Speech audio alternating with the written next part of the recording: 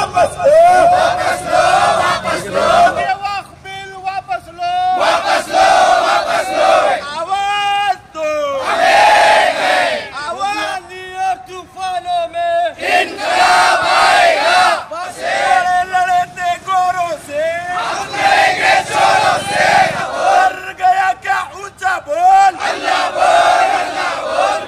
आज से कुछ ही दिन कबल रात के 2 बजे राज्यसभा में एक काला कानून पास किया जाता है। वक्फ बिल के नाम पे मोदी और बीजेपी को शर्म आनी चाहिए। हिंदुस्तान की डेवलपमेंट के लिए तो आज तक उन्होंने कुछ नहीं किया, बस मुसलमानों के शराई कानून में दखल अंदाजी कर दे रहे हैं। पिछले 12-13 सालों से यही कर रहे हैं। इसलिए आज शहराने गुलबर्गा के नौजवानों ने इस बिल के खिलाफ, इस हुकूमत के खिलाफ, इस सरकार के खिलाफ एक प्रोटेस्ट दर्ज किया है। मैं तमाम नौजवानों को मुबारकबाद देता हूं और इनकी हौसला अफजाई करता हूं। इसी के साथ साथ हमें बहुत सारे गाइडेंस भी आ रहे हैं कि अभी प्रोटेस्ट करना नहीं है। अभी all India Muslim personal law board का भी कोई फैसला नहीं आया है। तो मैं तमाम मुसलमानों को ये कहना चाहता हूं, हमने देखा है पिछले 30-40 सालों से हम देखते आ रहे हैं कि सुप्रीम कोर्ट के फैसले किस तरह के हो रहे हैं। हमने बाबरी मस्जिद का भी फैसला देखा है, हमने CAA-NRC का भी फैसला देखा है। आज फिर हमें सुप्रीम कोर्ट के फैसले के ऊपर अगर इंतजार करने के लिए कहा जाता है तो हमारे उतना बड़ा बेवकूफ़ कोई नहीं है। हमारे सामने पिछले 6 महीने पहले जो बिल काला कानून किसानों के खिलाफ लाया गया था, किसान भाइयों ने, पंजाबी इनकलाबी किसान भाइयों ने जिस तरह पुरजोर तरीके से इसकी मुखालिफत की, उसी तरह से हमारे सामने वो मिसाल है। किसानों का बिल जिस तरह से गवर्नमेंट ने वापस लिया, आज उसी तरह से मुसलमानों की यूनाइट होकर ये जो भ्रष्ट सरकार है बीजेपी सरकार और इनके जो सहयोगी हैं, तमाम सहयोगी JDU, जनता दल, RJD, जितने भी इनके सहयोगी हैं, तमाम लोगों को जो है घुटनों के बल लाने का शहर गुलबर्गा के नौजवान और हिंदुस्तान का मुसलमान ये काम करेगा इंशाअल्लाह ताला।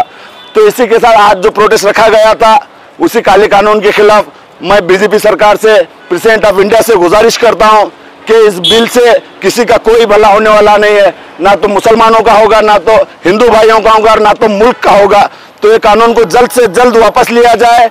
आज ऑल ऑर्गेनाइजेशंस के तरफ से एक प्रोटेस्ट किया गया है जो वक्फ बिल के ख़िलाफ़ है और ये मुसलमानों को बहुत ही ज़्यादा टॉर्चर हो रहा है। जिस तरह की बीजेपी सरकार आए दिन कुछ ना कुछ हमारे साथ एक हमला बोल सकते हैं, वक्फ बिल लेकर, NRC लेकर, हर चीज़ में हम मुसलमानों को एक तरह का टॉर्चर किया जा रहा है। ये नहीं होना चाहिए। हिंदू मुस्लिम हम सब एक है और हिंदुस्तानी हैं और हमारा दरगाहें, हमारे ख़बरस्तानें, मदरसे, ये सब हमारी हैं और आने वाले वक्त में भी हमारी ही रहेंगी। इसी तरह ये नाइंसाफ़ी ना की जाए और जितना जल्दी हो सके ये वक्फ बिल को वापस लिया जाए। वक्फ अमेंडमेंट बिल 2025 अमेंडमेंट एक्ट 2025 के ख़िलाफ़ ये कल कानून बन गया। इतनी अफरा तफरी में इसको पार्लियामेंट से, लोकसभा से और राज्यसभा से पास किया गया, फिर प्रेसिडेंट की सिग्नेचर भी हो गई, उसकी मंजूरी भी हासिल हो गई, फिर उसके बाद में उसका जो है नोटिफिकेशन भी कल का कल गैजेट में आ भी गया और वो पास हो गया। सारी चीज़ें हो गई हैं। आज से ये कानून लागू हो चुका है। अब ये कानून के बहुत सारे नुकसानात हैं जिसको आवाम तक पहुंचाना है।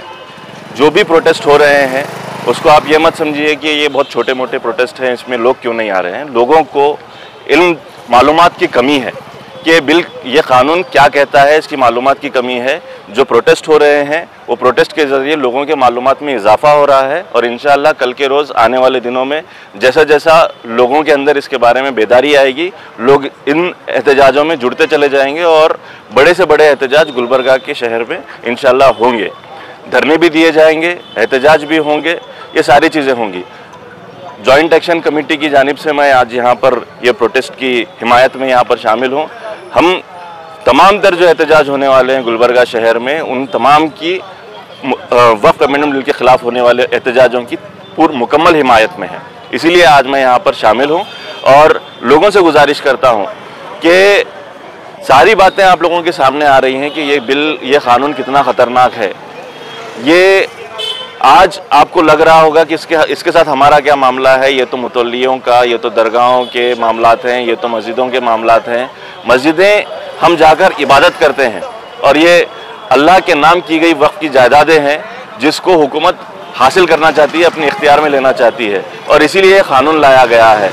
22 लोग हैं जो सेंट्रल वक्फ बोर्ड में शामिल रहेंगे, सेंट्रल वक्फ काउंसिल में शामिल रहेंगे, उसमें से सिर्फ 10 मुसलमान रहेंगे।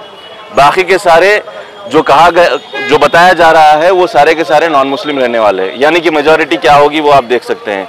ये राइट टू इक्वालिटी के खिलाफ भी है। ये बहुत सारी बातें हैं जिसके बारे में इंशाल्लाह वक्त आने पर तफसीलात के जरिए आपके सामने बातें आती जाएंगी। एक जो है मुद्दा है वो आपके सामने वजाहत के साथ आपके सामने पेश करना चाहता हूँ कि एक क्लॉज इसके अंदर शामिल कर दिया गया है जिसको कहते हैं 3D क्लॉज।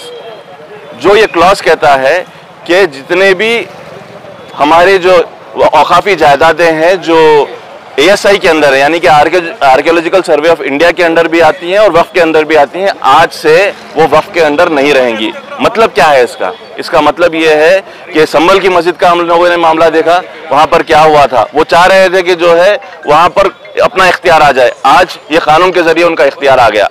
मस्जिदें, चाहे वो जामा मस्जिद दिल्ली की हो, चाहे वो गुलबर्गा की जामा मस्जिद हो, जहाँ पर आर्कियोलॉजिकल सर्वे ऑफ इंडिया का मुकम्मल अब कंट्रोल हो गया है।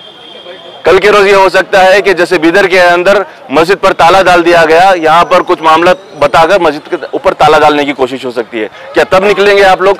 आज वक्त है, आज की जरूरत है, आज आप लोग सड़कों पर निकलें। इंशाअल्लाह ये जो कानून बना है किसान कानून की तरह, इसे भी वापस लेने की इंशाअल्लाह ये हुकूमत को नौबत आएगी और जरूर लेंगे।